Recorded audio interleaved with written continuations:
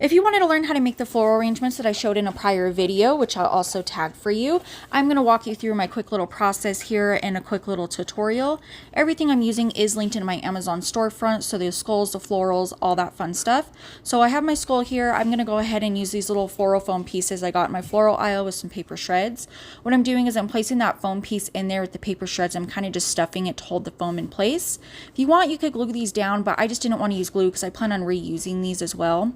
So now I'm just picking the colors that I got out of the box. I'm starting with these little white daisies and I'm adding these little embellishments, the little tall pieces in there.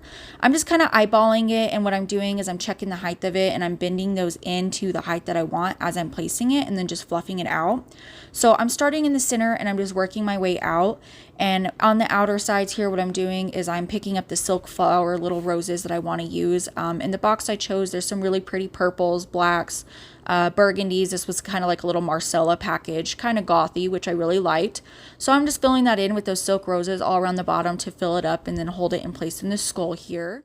I'm just going to keep working my way all the way around the bottom here. I'm just taking the roses and I'm alternating colors until I have it pretty filled at the bottom. I'm just going to make sure it's cohesive and that's how I want it to look for my aesthetic here. Of course, you could add anything, take anything away, and then adjust the height as you go. So I'll just make sure to check that at the end here.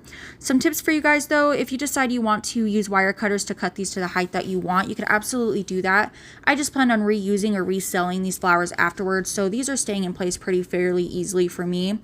You can also make sure your paper shreds are a dark green or the dark color that you have, just in case there's any spots where you could see through it will blend in for you as well. I'm definitely enjoying these boxes from Lean's Moments. The artificial flowers I feel like look fairly realistic, and they're actually really pretty, and she had a ton of different options.